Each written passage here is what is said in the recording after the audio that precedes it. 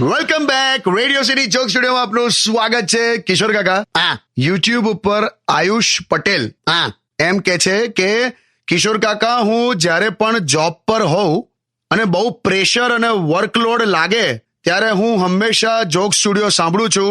મને બહુ relax feel થાય છે. ક્યાં વાત હે. તો આયુષ, તમને બે ઘડી સારું લાગે, હસતા રહો એટલે તો આ જોક સ્ટુડિયો બનાવીએ બેટા. પણ કાકા, જોબ પ્રેશર બહુ છે હા કોર્પોરેટ વર્લ્ડમાં. જો પ્રાચીન કાળમાં જે લોકો પોતાની ઊંઘ, ભોજન, હાસ્ય, સુખ, પરિવાર, સંસાર આ બધું ત્યાગી દેતા હતા ને, એને આપણે ઋષિ મુનિ કહેતા હતા.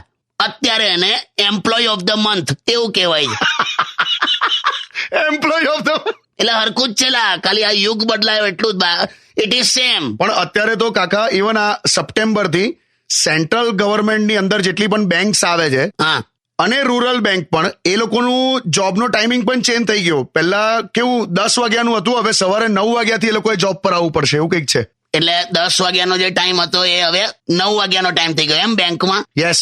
કે બહુ કઈ જાજો ફરક નહીં પડેલા. ખાલી કાલે આવજો ભાઈ, કાલે આવજો. શું? કાલે આવજો ભાઈ, કાલે આવજો. હા, આ વાક્ય એમણે 1 કલાક વધારે બોલવું પડશે બસ.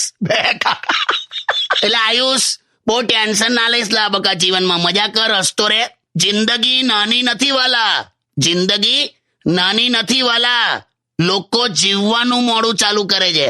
વાહ કાકા, લાયા. સરસ શરમ આવી ગયા. મસ્ત બોલી ગયો નહીં? શું કે છે? અરે જોરદાર. તો બસ હવે ગીત વગાડ દે.